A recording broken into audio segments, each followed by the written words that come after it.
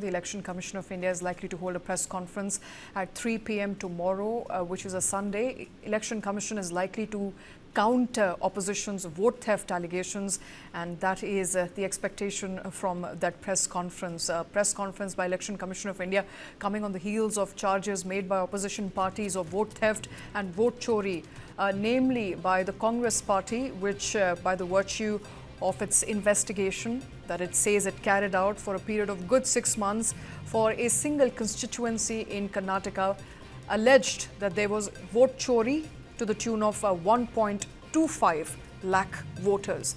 Post which the debate on vote theft has now heated up, with many parties joining the bandwagon. Now, the latest that we know that Election Commission of India is now going to hold a press conference at 3 p.m. tomorrow and is likely to counter the allegations of vote theft. My colleague Brijesh Pandey joining us live. Brijesh, the ECI press conference there tomorrow will be closely watched, but because this is the first time perhaps since Rahul Gandhi made those allegations, that Election Commission will come out to clarify.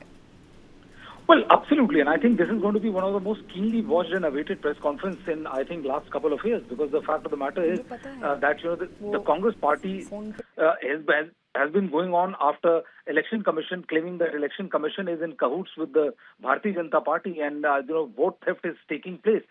This started when SIR process was initiated in the state of Bihar, and post that the Congress party and also Rashtriya Janata Dal and couple of other opposition parties have been pretty vehement about the kind of exclusion that is being made in the voter list as far as Bihar election is concerned. They are saying that more than 60 lakh votes are being disenfranchised just to help the Bharatiya Janata Party. These are the allegations which have been leveled by Congress party, by RJD and other opposition parties. And Election Commission till date has not issued any official response per se.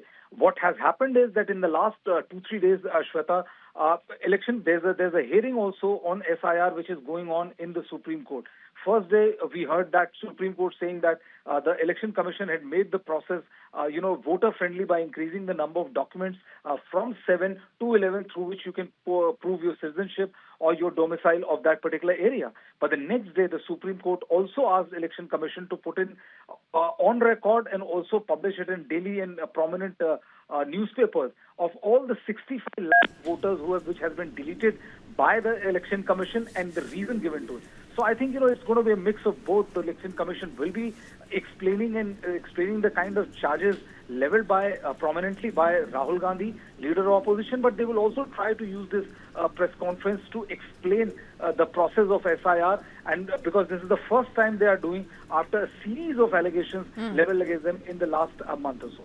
Absolutely, a series of allegations, and in fact, as you rightly pointed out, Brijesh, also coming on the heels of the Supreme Court observation on Aadhaar should be made mandatory as a document of proof, and for Election Commission being asked to now furnish names and the reasons as to why 65 lakh voters were kept out of the first electoral roll released by Election Commission. So perhaps we are going to get some clarity on the SIR exercise in Bihar as well. Oh, absolutely. And I think, this would be more keenly looked for rather than the response to Rahul Gandhi, because, there have been several source-based information from Election Commission which has been coming out.